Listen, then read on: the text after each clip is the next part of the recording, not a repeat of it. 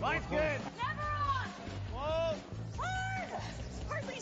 Come on, Brent. Line's good. Got real close. I hear high, right? Try and hit 2/3. Have they saved it for her? Yes, they have.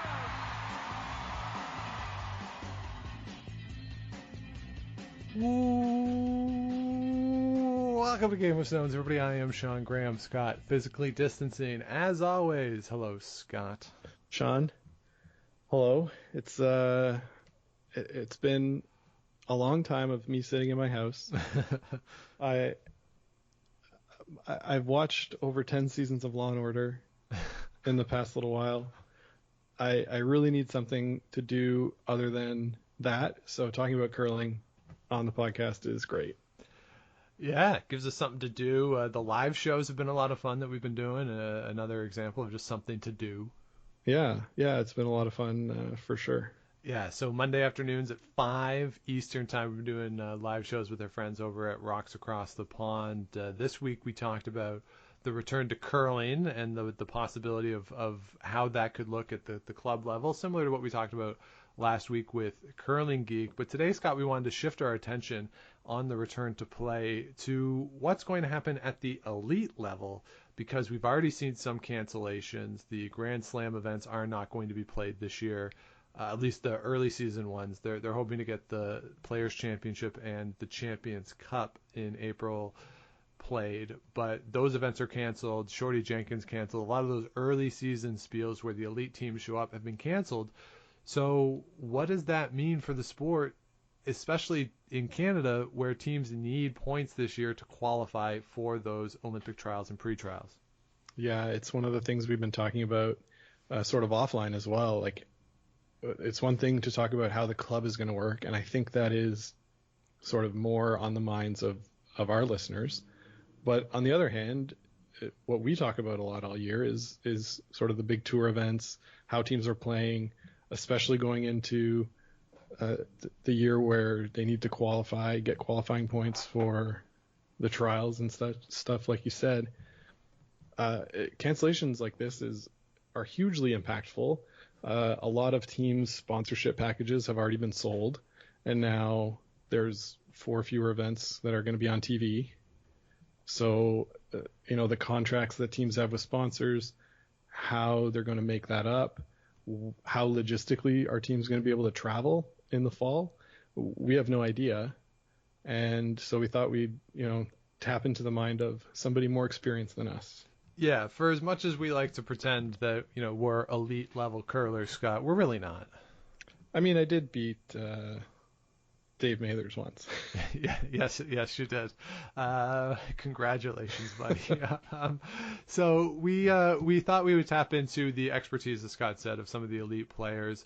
So very excited that Jill Officer joins us from Winnipeg to discuss the logistics of curling, elite level curling at this point, and where teams are looking in terms of schedules, some of the financial ramifications of the cancellations, as well as her role as a member of the Athletes Commission with the World Curling Federation as the WCF looks at what's going to happen or what could happen with international competitions in the event that teams can't travel, or just logistics of having to quarantine. This isn't all about the World Curling Championship either, which we have more time for those, the women's in March, the men's in April. You also have to think about the Pacific Asia Championship and the European Championship as qualifying events for the Worlds, and those take place in the fall. So a lot of logistics, and Jill is certainly an expert in this category, and very excited that she was able to join us, Scott. Yeah, let's take a listen to what she has to say. So Jill Officer joins us now from Winnipeg. Jill, how are you today? Good. Yeah, enjoying the Manitoba summer. Yeah, so how's everybody doing out there? I know the caseload has been very low recently, but how are you and the family doing? Everyone staying safe? Yeah, we're doing really good here, and obviously had to make some adjustments throughout the school year. I have an 8-year-old daughter who was in grade 3 that I had to start homeschooling, and my husband started working a bit from home and stuff, so we had to juggle a few things. But all in all, me and my extended family are all safe and sound and making do. All right, that's great. Great to hear. So let's talk a little bit about what's going to happen in the fall with some of these teams. That one of the things we like to do on the show every year is look at team schedules and where teams are going, what events they're going to play as they try to accumulate points. And as someone who's been part of this sport for as long as you have, what on a typical year goes into making a schedule, especially this year, going into the trials next December, where you're trying to accumulate points, trying to get yourself in position to get that trial spot. So what is that strategy like in a normal year for teams? Well, in a normal year, I think it can depend on your positioning. We have a couple of teams that already have spots in the Olympic trials. So, if it was a normal year, teams like Homan and Epping, they might scale back a bit, or they might focus on something different because points aren't as necessary. I think there's always a points chase. I think teams just naturally have that in them. But if you're scrambling to get more points to make sure that you're in the position to qualify for Canada Cup or to qualify for the trials from the point system, then you kind of have to look at where the points are and what makes sense logistically, what teams can afford in terms of the money that they have to spend on their budget. So there's a whole range of things that factor into making a schedule. And, some teams have no problem doing 3 or 4 events in a row, and some teams just don't do more than 2 because it can be exhausting to do that many in a row without having a weekend off. And depending on what you're dealing with at home, when you come home, it could be family, it could be work. So, there's a whole array of things that teams look at when they're trying to determine a schedule in a normal year. And it seems like there has developed now on tour certain events that teams just go to. I think of, the Stu Sells events, the Shorty Jenkins is one. It almost seems like on tour there's these mini Grand Slams where you can expect the top teams to go to. And is that just part of the points chase because you see other teams going there? That's where you want to go to? I think that's part of it. I also think that there's other factors that help events grow to that point. The Stu Sells and stuff like that, those events that are held in Oakville, the ice at the Oakville Curling Club is really good ice. Especially for a curling club, it's different than an arena, but for curling club ice, it's really good. And I think that attracts a lot of the top teams as well. It's a reasonably easy place to get to, and then it's some of the other little things that happen, maybe some, like what restaurants, what type of food places are in the area, or how easy it is to have a hotel nearby, or, maybe what the event provides in terms of food for players, things like that. So those are some of the things that I think attract teams to it and that help the events grow. Calgary would maybe be another one. They've always been really good about having food for the players. It's an easy spot to get to. Hotel is 5 minutes from the rink. Things like that I think really factor into teams' decisions as well. And it helps those events grow, having those little things working for those events. What do you think the impact of the Grand Slam cancellation is going to be for teams as they look to set schedules? I know so many teams look to those for a variety of reasons, not the least of which is sponsorship and being able to sell sponsorship because they'll be on TV. But what do you think the ripple effect for teams are going to be, both in terms of the finances and the exposure, but also just in trying to set a schedule? You know what? It is going to be. It's going to be a real challenge, I think. And I think teams are just starting to adjust to the fact the Slams aren't playing. It's only been a week or so since that announcement came out. I think the teams are looking at what they can do to satisfy their sponsor contracts. I think that's a big priority for most of the teams, is to find a way to keep their sponsors happy, which means they need to find things to play in. And fortunately here in Western Canada, we are open. Like, we can travel province to province with no quarantine or isolation requirements. So, maybe we see teams spending more time traveling to those smaller bonspiels in the West, and that's only if these bonspiels can go ahead with their own event sponsors, and whether the event sponsors can still afford to put the money in, and can they afford to open their curling club and have the ice plant on, and can they afford, like, there's just really so many logistics to think about. And I know, I'm on the athlete commission for the World Curling Federation, and we've had some discussions about WCF events, and I think it comes down to the same types of things from a local level. Is just when you really start getting into the details of how you could hold these events from a logistical standpoint while following public health regulations, it becomes a real logistical challenge and almost a logistical nightmare. It just and then again, you're following public health regulations from province to province still as well, which means, an event in BC, maybe they can figure it out, but maybe an event in Saskatchewan, they can't figure it out because maybe they don't, have the support or the sponsorship. So it's just so challenging. And, I'm hoping that some of these smaller events go on and we see the teams going off to play, because I think the players really want to play.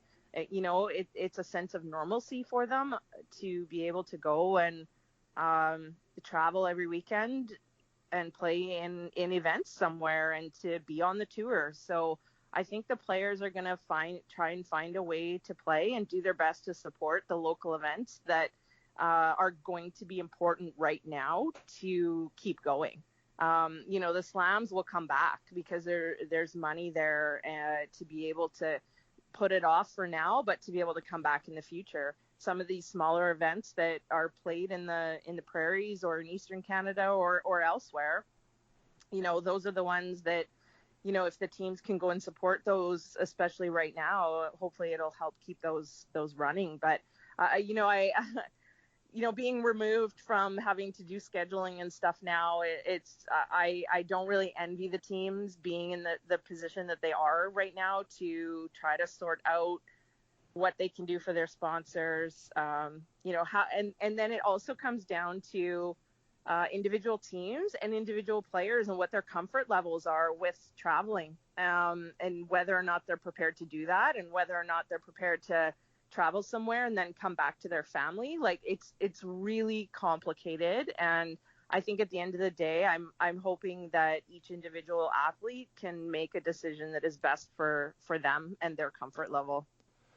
Yeah, that's something that we've talked about, that certainly we have no right as the public, as the curling public, to know anybody's medical histories or their family's medical histories. But you would have to think, just statistically, with the curling population, the elite level players, that there are people who are going to be uncomfortable for a variety of reasons. And there are a lot of players who have young families, and these are factors that you have to think about, especially given the new rules for residency, and that there are players that, even if it's an Alberta-based team, you could have players across the country who need to travel that way. So have you talked to teams? Have you heard from teams who are thinking about the logistics of people in different provinces and whether or not they're going to have to look at spares or playing with three if there are some of these local events?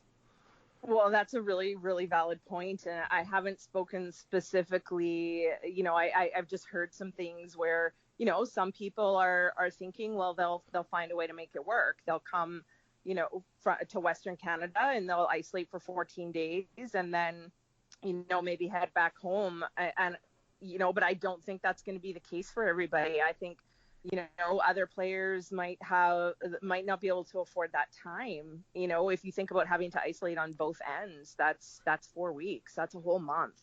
The only other time that I was ever away for a whole month from my family or from anything for curling was because of the Olympics. Like usually you're kind of coming and going, and it's just logistically such a challenge now. So I don't know. I think that we could see some spares, because the other thing that is to be taken into consideration is that right now all the points are on hold. So you could field a team, half of which is spares, and it's not going to affect your points at this point. But if those players can come and wear your sponsor jerseys, maybe that satisfies the sponsors. You're still playing in an event, you're still supporting a local event, and yet you're respecting the individual decisions of your teammates. So like as soon as you start talking about all this stuff, there's just so many little intricacies and logistical things that are just a challenge, right from the organization of certain events or certain things right down to the individual athletes. And it's just like there's not going to be a one size fits all solution to the whole thing. So I know a lot of the teams are talking about how they can support a tour of some sort, or to support the local events, particularly in Western Canada, and that if other teams want to come and actually do the isolation, obviously that's fine, but it's a little easier for Western Canada. So it's just really crazy to think about all the little intricacies of it all. And for you, as you mentioned, a member of the Athletes Commission with the WCF, this year is so important for the World Curling Federation because we didn't have World Championships in 2020, that the 2021 events are critical for Olympic qualifications, and yet all of the things that you just talked about, the logistical issues domestically of teams going between provinces, is just magnified when we start thinking about international competition and teams having to travel internationally. Yeah, 100%. So what are those discussions like? And for the athletes, where is the balance between needing to have these competitions for Olympic qualification versus the public safety measures and just the logistical challenges of being able to travel? Well, that's just it. When you look at it from an international standpoint, and so many countries have different, I mean, like you said, like, we look at provinces and we have different regulations, but, we have parts of Canada that are open and parts that are still not. So you're right. It gets magnified when you look at it from a global scale.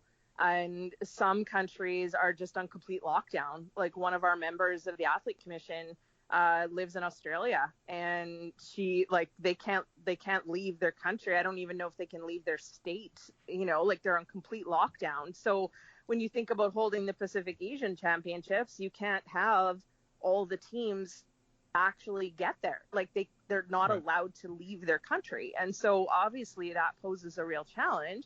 And then you have to think, well, is that fair to still hold the championship when not all the teams are actually allowed to come? Like if you make the choice not to come, if you make the decision not to come, maybe based on finances with your member association, that's one thing, because it's a choice that you're making, right?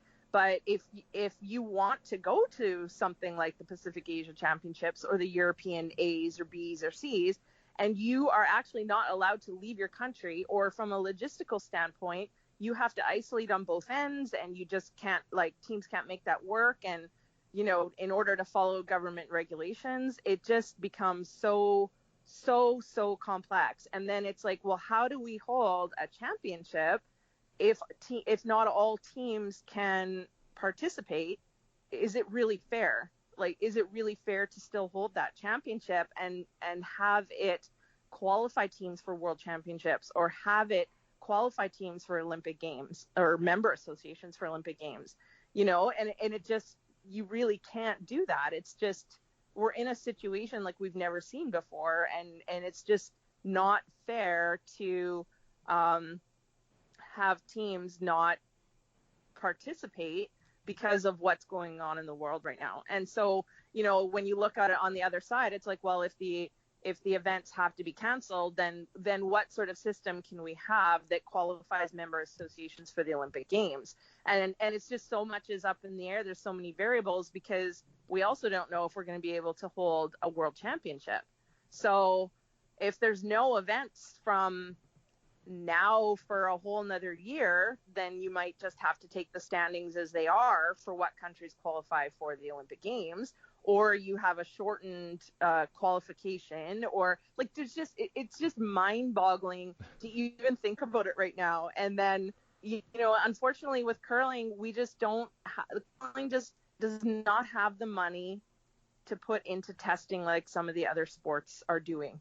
And I've said it before, and I'll say it again. Curling, I feel like, is stuck between an amateur sport and a professional sport. And I don't know if there's any other sports that are in that position, because we don't have the money at the level of these professional sports, but we also have a little more resources and media attention and things like that than some of the amateur sports. So we're kind of in a unique position, but at the end of the day, we don't have the money to put into testing like these professional sports do, and that will impact things too. Yeah, you're right. It's so hard to think about. I like the idea, or don't like the idea, at least, sort of the irony of, you can have a defending Olympic men's champion not be allowed to travel anywhere this year to play. Right.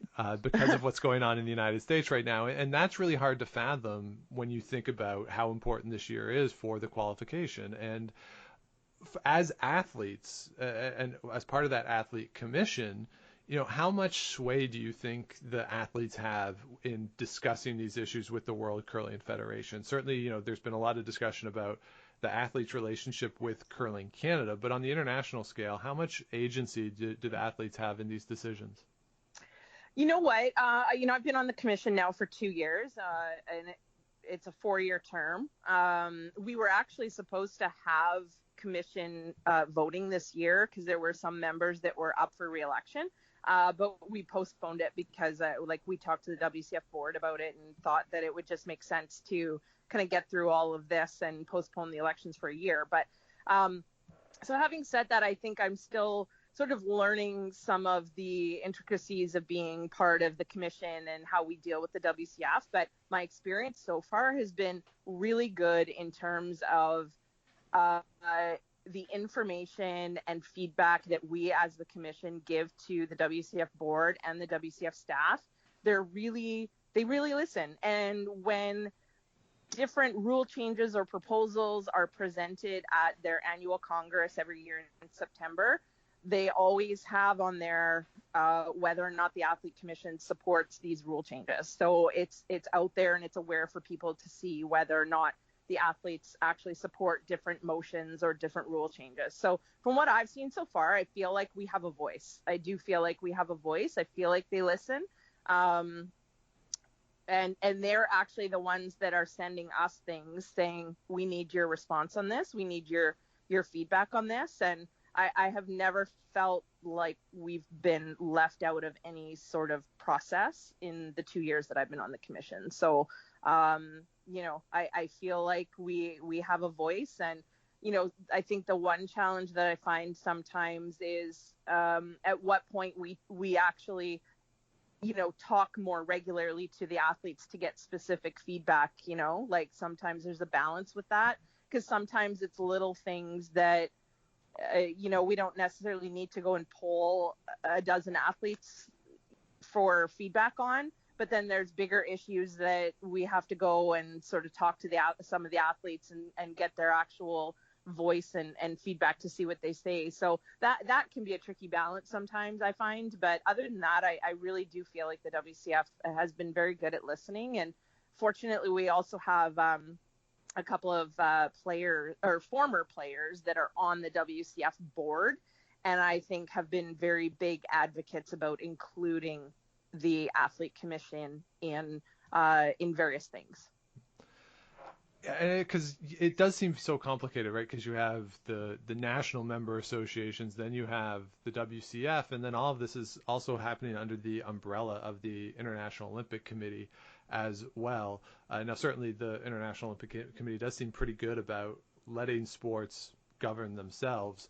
But, how much is the WCF and what you're doing there almost at the mercy of whatever the International Olympic Committee decides in terms of even whether or not there is going to be an Olympics in 2022? Yeah, and that's not something that our Athlete Commission has had to talk a whole lot about yet. I think that just through some of our discussions about just this upcoming season, we're already seeing, obviously, and talking about the Beijing Olympics and how is this going to affect the Beijing Olympics. And I mean, the IOC still has the Tokyo Olympics to proceed with before we can even get to Beijing, right? So, I mean, there's just so much to sort of think about. And I think at this point, like the IOC usually has some, feedback on how our member associations are qualified for the Olympic Games, but I think right now it's just so many sports are so different, and we're still waiting a little bit. Like there's still a bit of wait and see going on as to what we can actually accomplish before 2022, right? Yeah. Because right now it's hard to accomplish anything that would contribute to that. So I think the IOC is probably waiting, and I think that WCF is probably waiting. I know that there's lots of ideas we're throwing around lots of ideas about, well, what if this, what if that, what if this, but it's like to think about trying to prepare for that 2 years from now is much more challenging, because it's all going to depend on what can be accomplished in the next year. So it's just mind-boggling to me to think about it when you start talking about all these things. So I think the IOC right now is just kind of saying, try to have some options, figure out how to qualify teams and member associations, and obviously things will change over time. And it's also fluid too, right? Like the Curling Canada guidelines for return to play came out last week, and that feels like 3 months ago somehow. Just in how things have changed, right? We live in Ontario and just announced stage 3 yesterday. So that changes, again, the arithmetic of what a curling club can do in terms of how many people can be in the building and what you can do. And so much of those return to play guidelines are down to the local reality in terms of, especially when it comes to like bar sales and that kind of stuff. So you're right that the fluidity of this situation makes it really hard to look out, forget even World Championships next year of what's going to happen in 2 months when clubs start to open. Yeah, exactly, right. And I mean, things change so quickly, it seems, because it all depends on how the reopenings go in different places. So, in Southern Ontario, when you're talking about the events that are held at the Oakville Curling Club, or even any of the local curling clubs, how many people are they allowed to have in the building? How do they enforce the social distancing? How does that impact their ticket sales and what they actually make off of bar sales? Like, it just, you get down to the nitty gritty of it, and it's just mind boggling. Yeah. Now I want to get you out of here on something a little more fun. You Sure. mentioned the combination of amateur and pro sports, and some of our listeners have talked about the possibility that if elite level competitions are canceled, you might see some pro players at the club level. And as someone who has been the recipient of significant beatdowns by people like Pierre Charette and Jen Hanna here in Ottawa, I'm curious to know what it's like on the other side as an elite player. When you go to a club and you have the opportunity to play against club players, what is that experience like for you? Because I know what it feels like to be on the receiving end of it, but as an elite player yourself, you go to a club, what is the experience like? I have a couple of things that first come to mind. Over the years, and I think especially just as me being part of Team Jones, and our image grew, and then we won the Olympics. It was so many teams just loved having the opportunity to play against us. So if we went and played in a club event or something like that, so many, or even like younger teams, they just loved having that opportunity. And so, they would take pictures with us after the game and things like that. So I always thought that was like kind of cool to be able to provide that excitement for, because I know when I was younger and I was in juniors, I thought it was really cool that I got to play against Sandra Schmirler. And I would come home and I'd be like, oh my gosh, our team played against Sandra Schmirler. And, it was an exciting, inspiring moment. And so I think we were able to maybe give that to, some club teams or younger junior teams. The other thing that I find is sometimes with those teams, they are sneaky good. Like sometimes we've had to be like on guard almost because they get excited about playing against Team Jones, right? And so it provides them this motivation and inspiration to play the best that they've ever played in their entire lives. So, I can think of one team. They were a junior team. We had never heard of them before, but they were a Swedish junior team. Now they've been on the tour and in a couple of Grand Slams, but this is Isabella Rana's team. And years ago, we played them in the Stockholm Ladies event. They literally played, each one of them literally played 105%. They smoked us. They absolutely smoked us. We'd never heard of them before. Didn't really know who they were. And they just wiped us up and down the sheet. And that was an exciting thing for them, but they were sneaky good. It's like we almost weren't prepared for it. So those are my two things is you kind of got to watch out for those club teams. Yeah, because, if you lose to one, that's all that team's talking about, probably for the rest of their curling lives. After every game 100%. At the bar, that is the story they're telling. Oh, 100%. And we used to have the big MCA Bonspiel here in Manitoba, and that was a classic example of club teams playing against the Jeff Stoutons, the Vic Peters, the Carrie Burtnicks of the world, right? And I still hear stories from people saying, oh, yeah, I played in the MCA Bonspiel 15 years ago, and, our first game, who do we come up against? But Jeff Stoughton, and they had just won the Worlds, and, like these stories, and people remember it which I think is awesome. Like it's something that the elite players get to provide that sort of experience for people to go and talk about. I think it's great.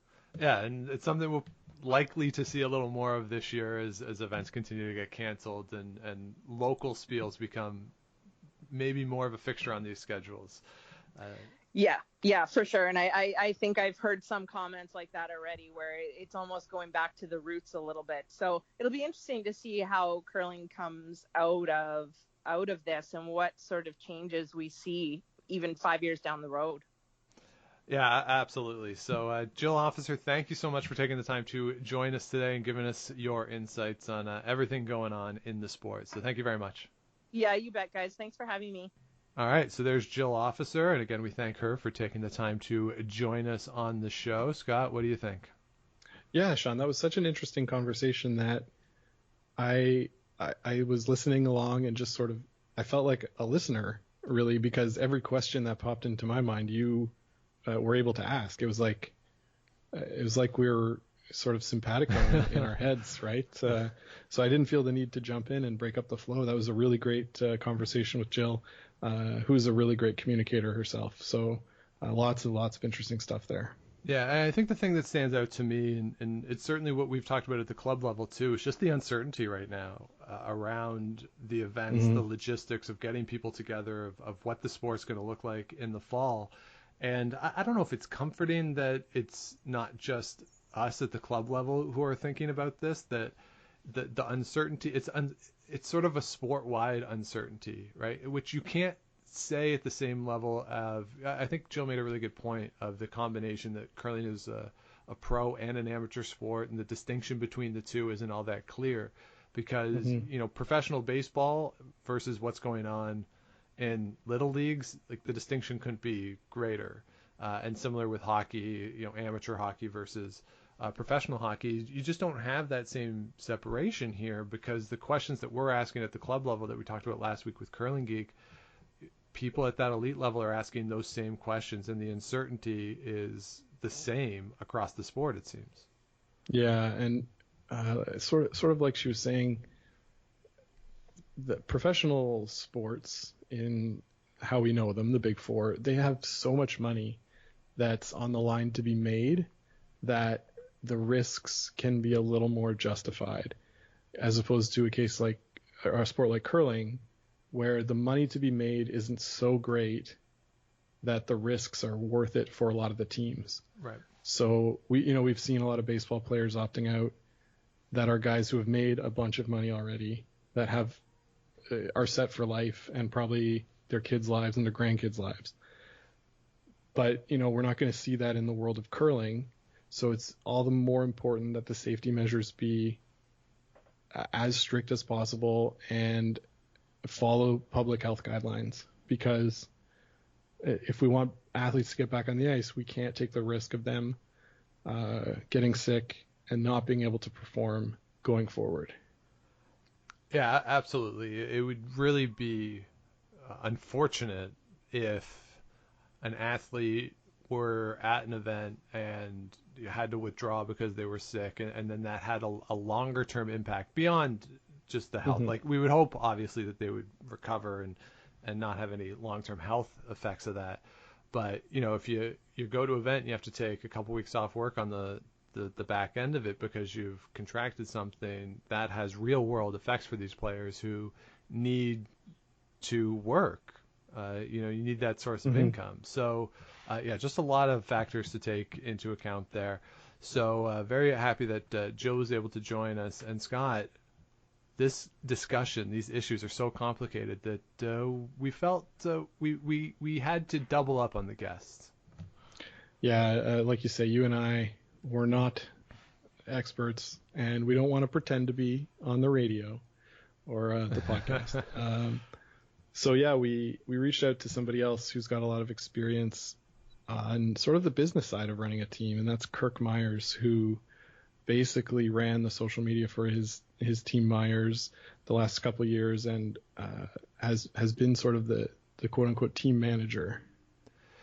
Yeah, so a lot of experience in the business side of creating deals with sponsors and promoting the team outside of just the event. So Kirk Muyres was able to join us from Regina. And Kirk Muyres joins us now out in Regina. Kirk, how you doing today?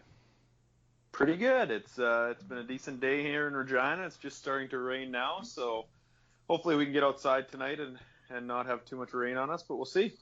So before we get into the curling side of it, just how are you doing? How's everyone doing out there? Is everyone safe, doing well amongst all this? Yeah, it's been as you guys may or may not know, but yeah, Saskatchewan's done pretty well so far. It hasn't been crazy with a lot of COVID cases, so that's been nice. We've been able to open up pretty reasonably well, and the family and everybody on my side's been healthy. So yeah, it's been nice. And I normally work from home anyway, so that hasn't changed a whole bunch. So all in all, things have been good in Regina. Good. Yeah, actually, I work with somebody who works at home, and she was saying that for the first month or so, she was actually seeing people more because we all shifted to Zoom calls and stuff. And so she was seeing people's faces way more than she normally was. Yeah, I know, that's exactly it. And the only difference for me is my partner now works downstairs too, so I don't have free reign of the house like I used to. So that's another tough thing for me. So let's get into the curling side. I saw you did an interview this week with CTV, and you seemed pretty optimistic that events could take place in the return to curling guidelines with that Curling Canada put out. So where does that optimism come from for you, and why do you think curling is well positioned to play in the fall? Yeah, I think it's a matter of a few things. I think one, in terms of how much you can distance on the ice, which is really nice. Two, until about a week ago, I thought the high performance events were going to run just because it's such a good TV product, and they get so many numbers on TV that they could run it on TV without fans and still make it economically possible. But I think the big one is the fact that you can be on that ice, you can distance, you don't need to really touch anybody, especially with the one sweeper, and you can touch your two rocks and that's it. So I thought kind of curling's pretty well positioned to kind of go ahead, and then I thought the document that Curling Canada sent out really kind of did a good job of kind of encompassing everything with curling too, in terms of finding ways to maybe have that drink after the game, and those sort of things, and get people in the rink and enjoying kind of a semi-normal experience again. Now you mentioned the one sweeper, and for you going back now to the front end, sort of changing position with the reshuffled lineup. How do you feel about going to one sweeper? Maybe as someone who has skipped for the past 2 years, you're in favor of it because maybe it means less sweeping. I don't know, but I'm just curious what your feeling is as someone who's planning on playing front end in the fall. Well, we joked. I said, Maddie and I said we were just going to hang out at the skips end and make the calls together and make deuce sweep the whole time. But I don't think that's going to pan out. But, I honestly, I think I have a tough time understanding it on the high performance end. And again, I get that it's a general return to curling guideline, and it may not apply everywhere. And it was just a way to kind of start the ball rolling. But in terms of us, it's interesting. We're going to be, rooming together, presumably. If we can get back on the road, we're going to be driving in the same vehicles together. For us to go sweep together probably doesn't really matter. So I kind of foresee that if we were to go back curling at kind of the elite level on tour, I could see us going back with two sweepers realistically. If not, we'll have to adapt and kind of go from there. I think it'd be quite interesting actually to see some of the elite teams figure out what's the best way to do it with only one sweeper, and that would be kind of interesting and kind of neat for a season. Yeah, well, how much do you think it would affect the elite teams? Because certainly on hits, it seems to be the case where for the past couple of years, it's already been one sweeper anyway. So, what percentage of shots would you say you would need two sweepers versus potentially a person sort of just shifting back and forth behind the rock? Yeah, I think you kind of nailed it there too. It is like, generally speaking, there is only one sweeper sweeping at any given time as it is now. But I think it's more like that kind of that team dynamic and that communication that the fourth person brings, whether that's communication to the person calling line or that's communication to the other sweeper on, deciding when and where to sweep and really positioning that rock well. So I think that's the biggest effect you'd see. It's less on actually physically sweeping and more about that team dynamic and managing that shot into the proper place. So I see it making a pretty big difference if that fourth person can't be alongside on that rock. I don't think teams will be as precise. I don't think the communication is going to be as crisp, and I foresee the percentages going down. And Kirk, for you, joining a new team this year, that communication is going to be pretty important as you guys make the push towards the Roar of the Rings, right? Yeah, absolutely. I mean, that's going to be huge. Luckily, I've said it a few other times, is I've played with all three of these guys before. So we kind of have a pretty good sense of each other. We've been good friends for a long time. So we have a good sense of each other and what we do and played against each other a ton. So we understand each other on the ice. So we've got a leg up on that side in terms of a new team. But that being said, the communication thing and the team dynamic thing is going to be huge. And I've really said it for a long time, is that's really what makes a team great, is their ability to communicate and help each other be a little bit better. And that's something that we're really going to focus on. And we already have, in our Zoom meetings up to this point. Now, I'm curious how far you guys got along in planning your fall schedule, which I realize has been in flux. But, Matt and the guys would have had their schedule from last year, and then you had the schedule that you played, which I know differed slightly. So how far along were you guys, or are you guys now, in trying to map out what you might be able to do in the fall? Yeah, and like you said, it's been a moving target for us, but we are moving it along. Like, we do have a plan in place on what we want to do, and quite honestly, it was very disappointing when you heard the Slams decided to postpone, and it makes total sense, and we get it for sure. But you always kind of cling on to hope that in a few months you might be back to some sort of normal. But honestly, when they did postpone those events, it kind of gave us a better sense of where we're at too, because it kind of allowed us to know that those are out of the picture. We don't have to worry about them. They're not going to happen, and we can kind of plan from there. So we've kind of been moving that planning along in terms of playing, call it, in the West, being able to drive to most or all of our bonspiels, and hopefully be able to play a season in that respect. So the plan right now is to drive to most of our bonspiels before Christmas. Hopefully those bonspiels are able to play in a couple months' time, but at this point, as we all know, we're just kind of hoping and waiting. Would you include the Canada Cup in that as a sort of one of those spiels that you're targeting as happening in the fall? We are hoping that still happens. I believe beginning of August is when they're kind of the CC or Curling Canada is deciding on whether they're going to run the Canada Cup. And so I think in August we'll have a better sense. We are kind of planning on still being able to play that event. I think it could be really tough to get out there. Well, obviously there's not a lot of flights right now, and going to New Brunswick isn't the easiest from Regina at the best of times. So it might be hard to get out there. We are planning to play it, but that being said, we'll have to wait and see, as well as we'll have to wait and see on kind of what how you qualify for it. Right. Originally they had planned, I think, or like they did the last few years, is allow a couple play-in spots. Well, that may or may not be possible this fall, so it's kind of all up in the air. But we are hoping to have a crack at that come I guess November, December. Yeah, we'll have an Atlantic bubble Canada Cup. Gushu, Murphy, James Grattan. Just all those guys. That would be. I'd watch that. That would be fun. Now, you mentioned the points and playing into the Canada Cup. When you guys are setting your schedule in a normal year, normal times, how do you pick your events? Like, how important are points versus cash versus size of the event and exposure? When you're setting up the general schedule, what do you prioritize? Yeah, that's a good question. It is generally, I'm gonna say points and then exposure and then money third of all, and the exposure is to ensure that our sponsors get the recognition that they need and deserve to stay on with us as we kind of progress. Points are kind of the end all be all, so we can get into the slams, get better, get the exposure needed for sponsors, qualify for the Roar of the Rings, all that stuff. But and in a lot of cases, that's probably a discussion for another point. But I think it's kind of too bad that curlers do have to live in that world where they prioritize money third among everything, because we have to make sure we keep those points up. And there's just not, as we all know, there's not a lot of money in the game yet to be able to play for a living. But I think if we want to be able to develop a truly pro tour where maybe 100, 200 athletes can make a living at the game, we have to figure out a way to focus more on the money aspect for the up and coming players and the players that are already seasoned. But that's probably a discussion for another day.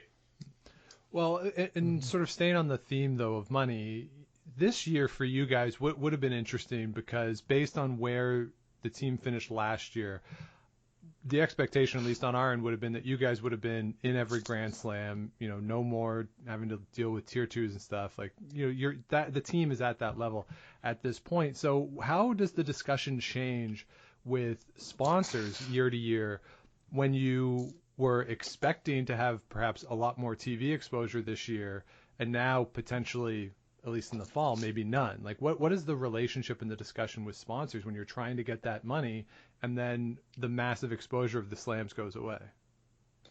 Yeah, absolutely. And we're working through that right now. Luckily, we've have some really good relationships that we've worked on for a lot of years on the sponsor front. And we have some great people and really supporting us. So I don't foresee that changing, necessarily for the long term, which we're very, very lucky for. But it's a tough situation. To some degree, people are supporting you to help the cause. They want to support our team and support what we're doing, but at the same time, they need to get some sort of return on investment. And like you said, that a big piece of that was, being on TV during the Grand Slams. That's huge exposure that isn't there anymore. So those discussions are still happening since this announcement came out last week on how we're going to deal with that. We're looking at different avenues on getting some sort of exposure, whether it be streaming or some sort of television networks working on it as well. But I mean, it's all very, very up in the air yet and very early in the process, because we do want to really ensure that our sponsors know that we're doing all we can to continue to keep them along, because as everyone knows listening, that's without that, people like us could never ever begin to get on a plane every weekend or drive anywhere and stay in hotels and play. Now, in general terms, have you noticed the difference between, back when you played with Laycock to when you were skipping your team, and now with Dunstone and the guys, just in terms of the how hard it is to get sponsors? Has it changed over the years? That's a really good question. I think from my perspective, it's been similar. For us in Saskatchewan, curling is really close to a lot of people's hearts, and we've been kind of that team that gets to go to the Brier of the year that is really huge exposure, and we've been lucky over the last, since I've been with Laycock and then skipping my own team and now with Dunstone, we've kind of been the team that people see at the Briar, so that's really helped. But it's a lot of work, and it's been a lot of work from day one. People may or may not realize, but it's a sales position where I cold call businesses almost every week. I would say I'm 2 or 3 businesses a week I cold call. 1 out of 100 may turn into something, sort of thing, and it's a grind. But at the same time, when you kind of treat it like a business, it is a business.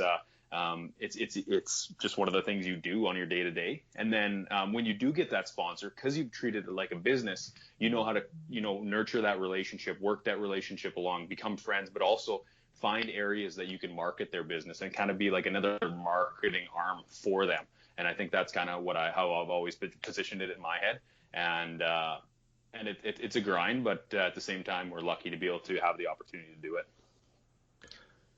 Yeah, Kirk. Another question about sponsors is, that you've changed teams now to a new team. How much of the sponsor relationship sort of have you been able to bring into your new team? And then how much of the overall sort of liaison role do you take care of on the new team? Because I know on your old team, you were kind of the CEO, I guess, of the team running everything. So wondering how that's changed. Yeah, we've been, I've been lucky to hold on to a lot of the relationships and the sponsorships we've had in the past and on the past teams kind of over to this new team. And really, I mean, at the end of the day, the goal has always been to win the Briar for Saskatchewan. And whether that was with Laycock or whether that was skipping my own team and now with Dunstone, that really hasn't changed. So the people that were supporting us and supporting our previous teams are now seeing that as well with Dunstone as a possibility in the next few years. So been lucky to be able to hold on to that and then really continue that, like you said, that liaison on the sponsorships and those relationships. So everyone in our team has their own relationships and their own sponsorships, and they still manage those relationships. I manage my own, but with this team, I'm looking to take on more of a role of, like you said, liaison of all the sponsorship relationships, kind of push them along. I have a big Excel sheet that I work on every year and making sure that we do the certain things for every sponsor, different things for each sponsor, just to kind of keep them happy with the product that we're giving them, really. So I'm going to continue that on the new team and then kind of go from there. But it's been one of those things, like any new team, even on the ice, we're going to work through different things. On this team, we're working through what our roles are as well, just like we do on the ice. On the business side, we're working through those roles as well. But so far, it's been just a dream working with these 3 guys. Good stuff. I want to shift gears a little bit and ask you about mixed doubles. And how has your mixed doubles sort of responsibilities shifted and changed with both Laura's pregnancy and your shift to a new 4-person team? Yeah, and it's been a conversation for sure. I think for a few months in the fall, Laura and I obviously Laura will not be playing. She's kind of in the middle of her pregnancy right now and kind of getting through it. So we fully intend to continue to play together. Realistically, that's probably looking like Christmas into the new year, which with COVID might be the reality for everybody. But the plan was to kind of put the team on hold until the new year. I may pick up a couple mixed double spiels if time permits with another player. I haven't really thought about or discussed that with anyone in the fall. And then really it's a lot similar to the teams prior. Is the men's and women's teams kind of take priority, and once that's taken care of, filling in the mixed double slots, and that's kind of the reality now for the next little while. I can see that changing for myself, maybe even in the future, in the next 3, 4, 5 years, as well as other players. I think there's going to be so many opportunities in mixed doubles, and it's fun. And I think that part of the game is really going to grow. So it'll be interesting to see if some players kind of that becomes the priority, the mixed doubles side versus the men's and women's side. But right now it's definitely taking a second fiddle to the men's and women's. You've mentioned the financial relationships and players managing their financial relationships. How do you compare the financial relationships that are built surrounding the 4-person team versus the mixed doubles team? Because obviously you've had a lot of success with Laura playing in that mixed doubles side. So when you're approaching sponsors, is it a holistic approach, or do you say, we'll put you on this shirt or promote you in this way? Like, I'm just curious how that relationship is managed across the two teams. Yeah, for sure. And that's that was kind of an interesting thing as it's progressed. And I guess there's a couple things there. Is the problem when you are approaching sponsors is what are you selling them? Are you selling them mixed doubles, or are you selling them men's? For myself, we used to have it when I used to sit on the board with the Saskatchewan Curling Tour. We were part of the Saskatchewan Curling Players Association. We always wanted to find a sponsor for the tour, and we could then support some of the teams and money and those sort of things on the Saskatchewan Curling Tour. But the problem was everyone on the board had their own teams, and you always wanted to make sure you could fund your own teams instead of the tour. And so we never really got anywhere because, of course, everyone's going to sponsor the teams before the tour. And so that kind of went into the mixed doubles side is how can you kind of differentiate the two? So what I did a couple of years ago, I talked to Laura and we kind of said, you know what, hey, this is what we're going to do. And I talked to my sponsors and my men's team and the relationships. And we just said, if you're sponsoring Kirk's men's team, you're sponsoring Kirk's mixed doubles team. And then you get the whole shooting match. And so it's kind of been like you said, a holistic approach. Just it's kind of all encompassing. And then from whoever's managing those sponsorships too, you don't have to necessarily pick sides or pick what you're going to focus on today. It's all just, these are your relationships, these are our sponsorships, how can we best promote them to the world. So I'm curious about the financial sustainability of it. You mentioned potentially focusing a little more on mixed doubles in the years to come.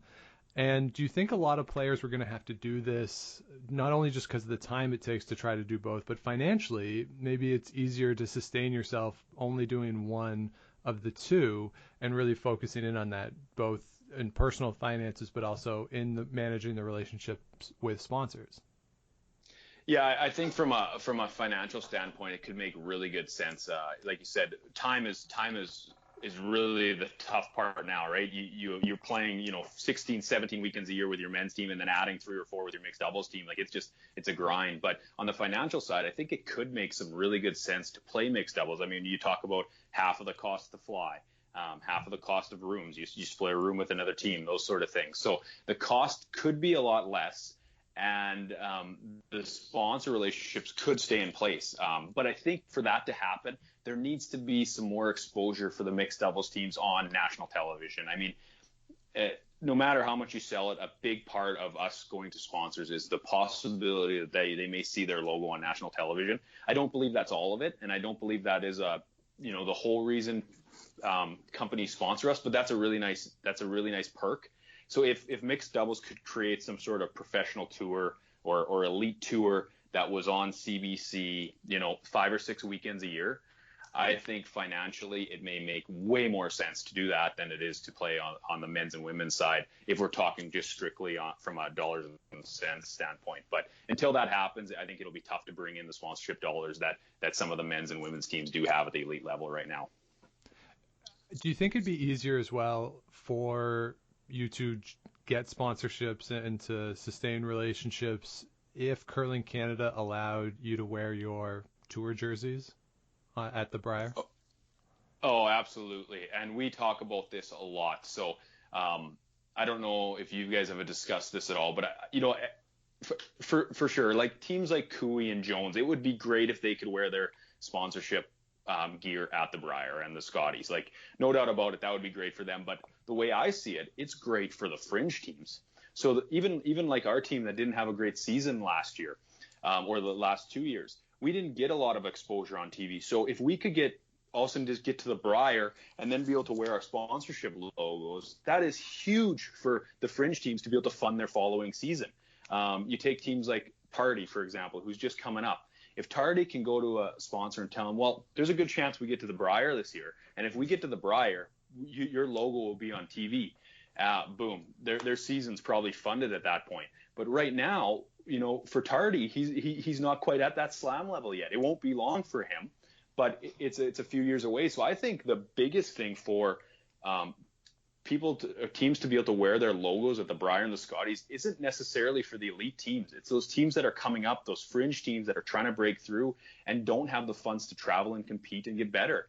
And I just think something needs to change there on the relationship between Curling Canada, their sponsors, and the teams in the very near future. Otherwise, a lot of the fringe teams that are coming up are just not going to be able to compete and play and get better, and Canada may not have that next crop of players coming up.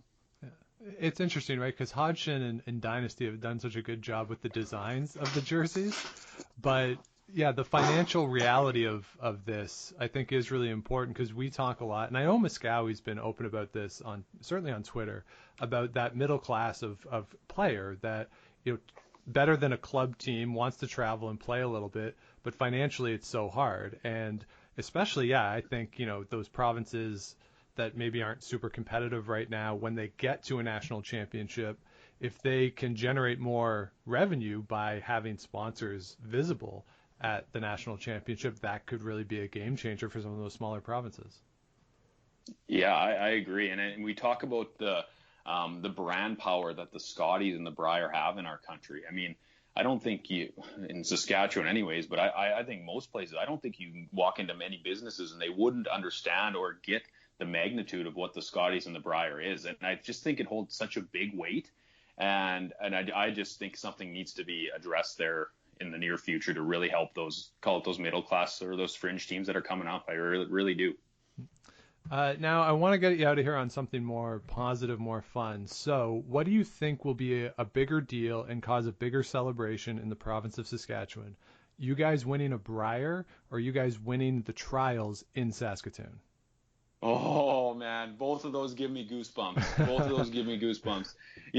Over the last probably 10 years, I always said the Brier would be the biggest. Like, that would be the end all and be all in the province. Like, it's been, everyone knows whatever in Saskatchewan they do anyways, 40 years now.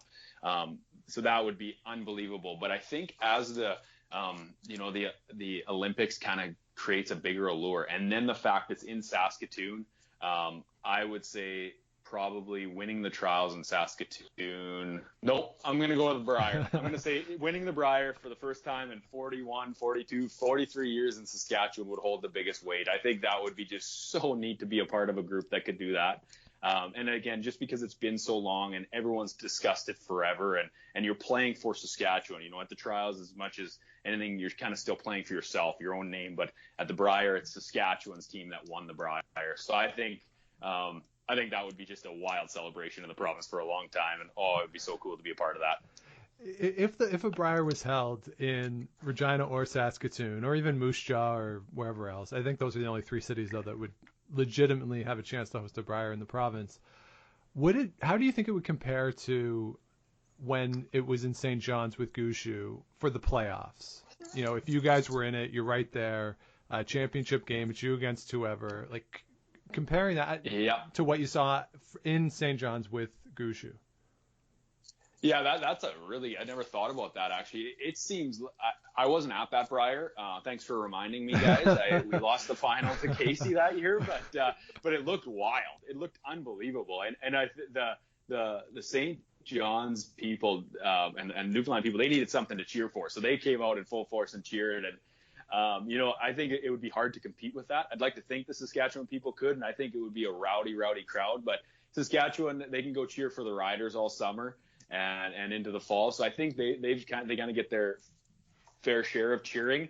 So I don't know if it would be quite as crazy as St. John's in 2017 with Gushu, but I think we would probably make a run for it, and we'd have a little competition there. But I think probably St. John's would take it by a bit, just because they don't have that big professional sports team to cheer for like we do. But I'd like to think it'd be wild. It would be a wild show to have a Brier final in Regina or Saskatoon with Saskatchewan playing. Yeah, that'd be real fun. I think we'd have to make a point to get there, Sean. Yeah, that would definitely be worth it. I lived in Regina for a couple of years, and I was there when a Scotties was there. And when Saskatchewan's on the ice at a Saskatchewan event, a Saskatchewan-based event, there's nothing quite like it that I've experienced in the sport. Oh, you're totally right. I've said it, and I quite honestly, I just mean it. even playing a Grand Slam here, or I was lucky we played the 2018 Brier here with Maddie actually when I was playing with Laycock yet, and that was just so much fun. Like, the people just hang on your every move. If you walk a little higher, the crowd walks a little higher, and if you walk a little lower, I remember a few shots Maddie came off the wall and made crosstown doubles, and the crowd goes nuts and your heart just starts pounding. And or if you miss a shot and the 7,000-8,000 people go ooh, your heart sinks with them, and it doesn't matter what's happening on the other three sheets. So it is one of the coolest experiences you could ever imagine as a curler, and I'm sure an athlete. Yeah, the silence can be deafening from a Saskatchewan crowd. That's for sure. Yes, exactly. All right, so Kirk Muyres, thank you so much. Good luck this season. Hopefully there's events to play in, and we'll certainly be watching. Thanks for taking the time to join us today. Awesome. I appreciate you guys having me. You have a good evening. So there you have it, our conversation with Kirk Muyres. We of course thank him for joining us. Scott, a lot of interesting stuff there. A couple of things that I was a little surprised by, in terms of how they manage the sponsor relationships on a more individual basis than I would have expected, but some great information about how those elite teams manage themselves. Yeah, for sure. It's good stuff. I guess, Sean, that means you and I each have to come up with our own sponsors for the podcast. That's right, yeah. I was kind of like hoping you would do everything, but if I'm going to pull my weight... Dibs on Fergus Curling Club. Of course, we don't want to leave out the great Fergus Curling Club ever. But no, like lots of good stuff there from Kirk. I was especially interested in the mixed doubles aspect of things, and knowing how much like mixed doubles doesn't get the exposure that the 4-team version does. The way he said, if we can get a mixed doubles tour, that kind of thing, then players could probably take the time and focus on mixed doubles alone. Right. Not everybody's the Tux and has Canada Curling Stone, the power of Canada Curling Stone behind them. But because right now I think for a lot of these teams, playing the 4-person game is necessary financially to be able to fund some of the mixed double stuff. So we'll see how that changes in the following few years. Yeah, and I wonder too how just visually people would react to an event in a curling club. I think on TV we're just so used to seeing the one house, the carpet, and maybe a little bit of the side sheet. You could have a mixed doubles event running out of a curling club that wouldn't cost nearly as much as renting out an arena, and have a bunch of teams churn through, and it'd be relatively easy compared to an arena to put on that event.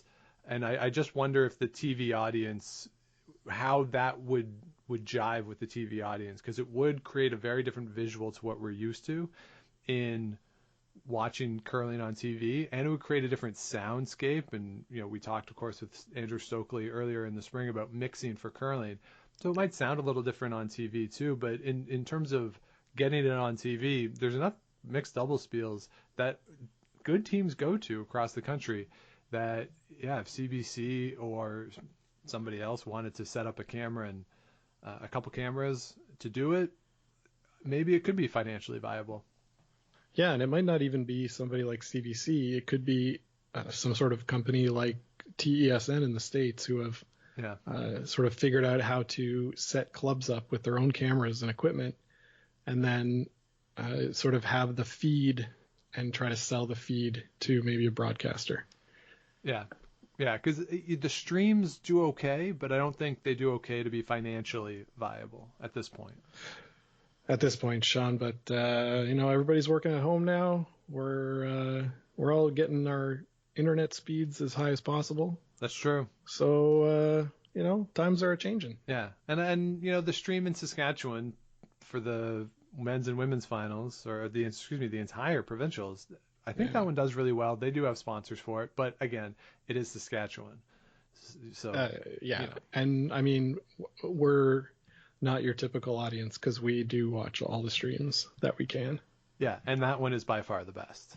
No question about it. Mm-hmm. Mm-hmm. So that'll do it for this week. But before we go, Scott, we wanted to update what's been going on with the T-shirts, the Game of Stone T-shirt, which we launched, I don't know, a month ago, longer ago. Time has no meaning. At some point over the past couple months, we had our Game of Stones T-shirts that were available for sale, and we said that all the proceeds from those shirts would be donated to Food Banks Canada, and we would match the donation. So, Scott, where are we with the T-shirt donation? So we had a couple of problems with school, or no, not that. We had a couple of problems with Teespring. So that the shirt went up twice. It's come down since. I'm working on trying to find a more permanent home for these shirts so that we can continue raising money. But this weekend I made a donation on behalf of Game of Stones in the amount of $250 to Canada Food Banks. Yeah, so we didn't have as long of the shirt being live to purchase as we would have liked. Again, as Scott alluded to with the problems with Teespring, the site. So we are looking to shift the host and the manufacturer for the shirt to a Canadian-based company, hopefully. So that's in the midst, and we will continue once it's live. We'll tweet it out. We'll certainly talk about it on the show, and we will continue to donate all proceeds and match to Food Banks Canada once it gets back up. So thank you to everybody for who purchased it. We've seen people have tagged us and sent us images of them. Seems like the gray one was a popular choice, Scott. The gray one was a real popular choice. I think there was one red one that might have been purchased by our mom. But you and I are both interested in the red ones too. So we're going to look at getting those back up, and like you say, from a Canadian company, so we can keep a little more of the production in Canada and keep the shipping costs down. Yeah, because I think the majority of them were sold to a Canadian audience. Shout out to Jonathan from Rocks Across the Pond. He had his shipped across the pond. Oh yes, I think his was red. Oh, maybe. Yeah. So thanks everybody for the support with that and working towards getting that donation to Food Banks Canada. We will, as I said, once it's back up live, continue to donate all the proceeds and match as we move forward with the T-shirts. But just wanted to give a quick update about that. So thanks again, and Scott, thank you for setting up all the technical side of the T-shirts. Hey, no problem. No problem. I'll keep working on it. No problem. As long as we still. No problem, except for all the problems we had with it. Hey, you know what? With sponsors like the Fergus Curling Club, we're going to be able to keep trucking along, and I'm going to be able to keep doing my work. So yeah, so we'll get it back live, and it'll be going full force once we get back into curling season, and hopefully we can generate some interest in making those donations to Food Banks Canada. So that'll do it for this week's episode. Thank you to Jill Officer and Kirk Muyres for joining us this week. Thank you to everybody out there for listening. If you have not yet, please do subscribe to the show wherever you get your podcasts, Google, Apple, Stitcher, Spotify, all the places. Based on what I've seen, Scott, all of our Google problems have been resolved. Yeah. We're doing a lot of work on the back end of the show to try and make sure we don't have any of those problems again. So, it looks good, and everybody's getting the show, and we appreciate everyone listening. Yeah, so if you've suffered through the Google issue that we've had for 2 years, we apologize. It seems to be resolved. Hopefully that remains the case. But let us know if it's not. And please do subscribe wherever it is you get your shows. And if you would like to follow along with everything going on social media, we continue to update as new information comes out about Return to Curl and event cancellations. You can find us on Twitter and Instagram at Game of Stones Pod. And you can always email the show if you have ideas or questions, gameofstonespodcast@gmail.com. So that'll do it for this week. We'll be back with you again next week. But until then, keep your brooms on the ice and don't dump that intern. Make the final.